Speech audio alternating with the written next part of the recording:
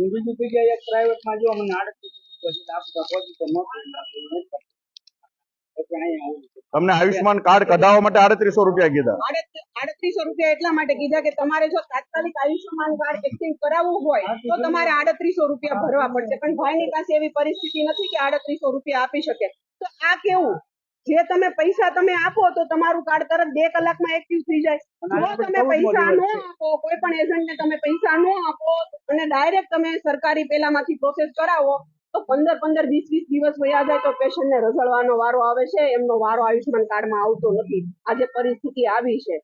કોઈ પણ વ્યક્તિને જ્યારે ઓપરેશન કરાવવું હોય ત્યારે અપ્રુવલ નથી આવતું અને એ જ વ્યક્તિ તો કોઈ ખાનગી ઓપરેટરને કહે તો તરત જ એમને 4-5 હજાર રૂપિયા આપે એટલે એનું 2 કલાકમાં કાર્ડ એક્ટિવ થઈ જાય।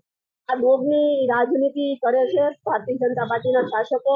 જ્યારે લોકોને આયુષ્માનની જરૂર હોય ત્યારે આયુષ્માન કાર્ડ ક્યારેય એમને અપ્રુવલ મળતું નથી આયુષ્માન કાર્ડમાં, અને જ્યારે ચૂંટણી આવે ત્યારે આયુષ્માન કાર્ડ ઉપર મોટા મોટા કાયફાઓ કરે, અમે આટલાનું કાર્ડ લોકોને આપીએ છીએ, આટલાનું કાર્ડ લોકોને આપીએ છીએ, પણ હું કામનું? આજે એક મામૂલી આંખના ઓપરેશન માટે એક વ્યક્તિને આટલું સહન કરવું પડે છે। 14-14 દિવસથી અહીંયા વેઇટિંગમાં એમનું કાર્ડ છે, હજી પણ એક્ટિવ થયું નથી।